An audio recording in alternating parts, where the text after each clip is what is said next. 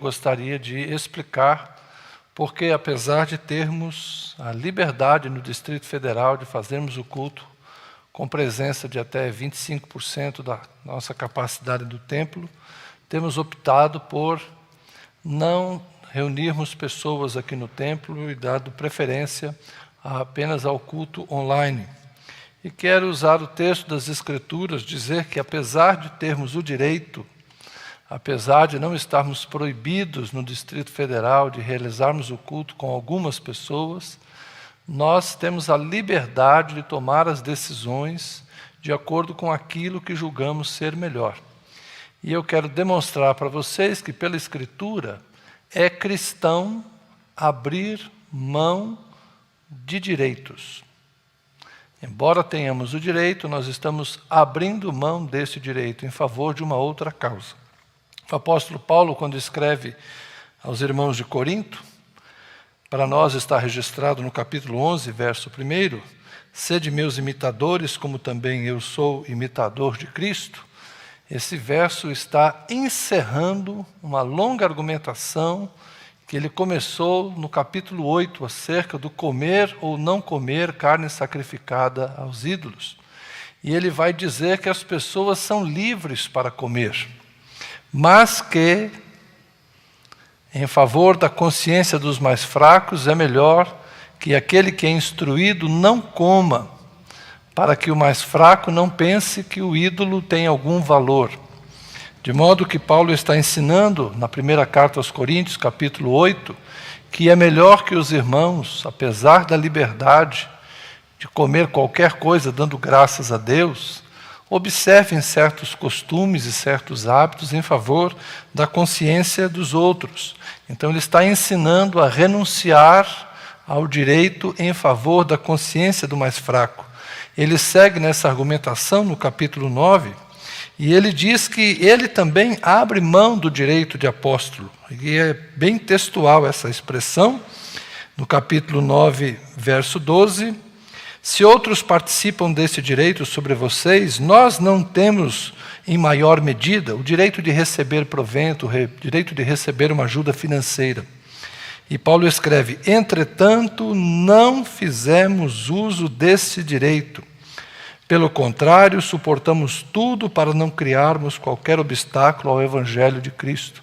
Ou seja, Paulo está dizendo que ele, como anunciador do Evangelho, como proclamador das boas novas, como alguém que abençoava as pessoas com alimento espiritual, era justo que ele recebesse também o alimento físico. Mas ele diz que abriu mão desse direito para que isso não fosse embaraço, tropeço para o Evangelho, para que as pessoas não pensassem que Paulo anunciava as boas novas em função de buscar o seu sustento. Então Paulo está dando o exemplo de si mesmo, que ele abre mão ou abria mão deste direito enquanto esteve lá em Corinto. E mais uma vez, no capítulo 10, verso 23, ele vai dizer, todas as coisas são lícitas, nem todas convêm, todas as coisas são lícitas, mas nem todas edificam. Ninguém busque o seu próprio interesse, e sim o de seu próximo. É essa argumentação que ele vai concluir dizendo, sejam meus imitadores, como eu sou de Cristo. Alguém que abre mão dos direitos em favor dos outros, porque é isso que ele também pensava acerca de Cristo, conforme ele escreve na carta aos Filipenses, capítulo 2. Ele diz, tenho entre vós, capítulo 2, verso 5. Aliás, vamos começar um pouquinho antes, no verso 3. Não façam nada por interesse pessoal ou vaidade, mas por humildade, cada um considerando os outros superiores a si mesmo. E segue, não tendo em vista somente os seus próprios interesses, mas também os dos outros. Tenham entre vocês o mesmo modo de pensar de Cristo Jesus, que mesmo existindo na forma de Deus, não considerou o ser igual a Deus algo que deveria ser retido a qualquer custo. Pelo contrário, ele se esvaziou, assumindo a forma de servo, tornando-se semelhante aos seres humanos. O que é que Paulo está dizendo? Hajam como Jesus, que, sendo Deus, entendeu que podia abrir mão das suas prerrogativas divinas e fazer-se como nós, um ser humano. Ele esvaziou-se, renunciou aos seus direitos. É neste sentido que Paulo está dizendo que ele imita a Cristo e que nós devemos imitar tanto a Cristo como a Ele. Abrirmos mão dos nossos direitos, pensando não somente nos nossos próprios interesses, mas nos interesses dos outros. Então, é por isso que não estamos fazendo culto presenciais. Pensando nos interesses de todos, não apenas no bem-estar da nossa comunidade, mas para dar bom testemunho, inclusive, como Paulo, quando renunciava ao sustento, para dar bom testemunho do Evangelho, para não causar embaraço. E eu creio que esta polêmica infeliz dos últimos dias não tem contribuído para o bem do Evangelho, muito pelo contrário. Nossa opção por permanecermos com os cultos apenas online é em favor do Evangelho, é em favor do bem-estar. E por fim, quero ler a carta aos Efésios, o texto que foi lido esta manhã, capítulo 4, verso 32. Pelo contrário, sejam bondosos e compassivos uns para com os outros, perdoando uns aos outros, como também Deus em Cristo perdoou vocês. Portanto, sejam imitadores de Deus, como filhos amados. Deus em Cristo nos perdoou. E nós devemos imitar a Deus, perdoar os outros. Essa é a imitação que nós devemos a Deus neste dia, nessa manhã, nessa noite e nesses dias tão confusos.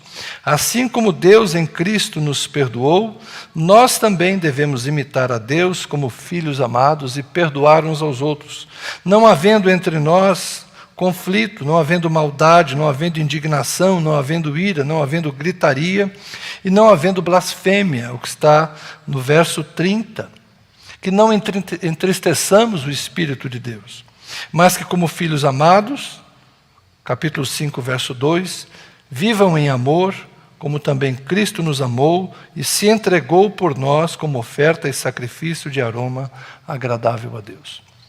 Então não é nada demais, irmãos, ficarmos em nossas casas, não é sacrifício nenhum cultuarmos em nossas casas, porque é o melhor bem que nós podemos fazer para as pessoas, para nós mesmos, para os nossos familiares, para a sociedade brasileira, e é o melhor testemunho que nós podemos dar como igreja nesse momento.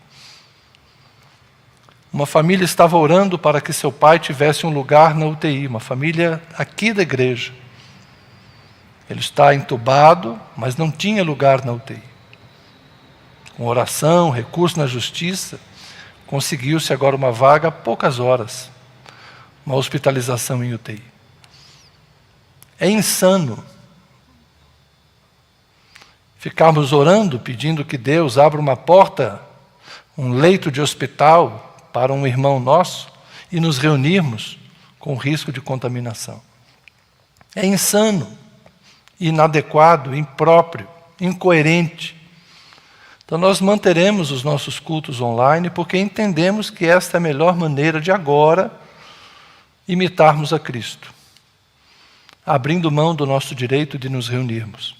Mas também não queremos confusão, não queremos contenda, não queremos briga. Cada um faça de acordo com aquilo que entende. Esta tem sido a nossa postura, tem sido a nossa posição, e pedimos que aqueles que de alguma forma se sentem magoados nos perdoem, e a todos nós também queremos perdoar, para que o Evangelho de Cristo não seja infamado, para que o Evangelho de Cristo não seja vituperado, um termo bíblico de raro emprego, mas que o Evangelho de Cristo não seja colocado na boca de pessoas que não o conhecem para blasfemar.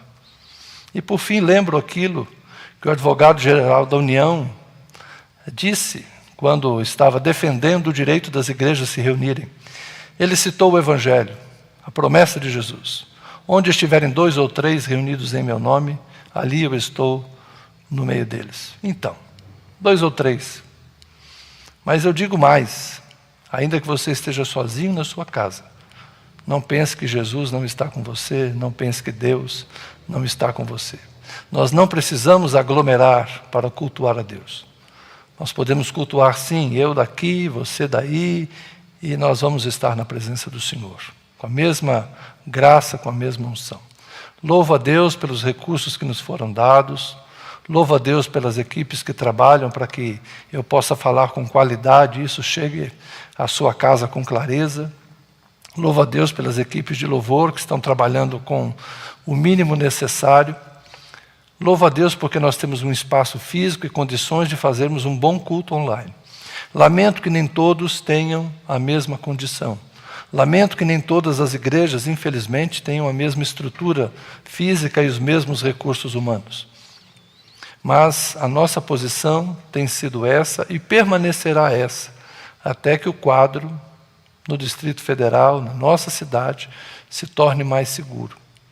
Oro a Deus e desejo que o quanto antes estas coisas sejam revertidas. Amém?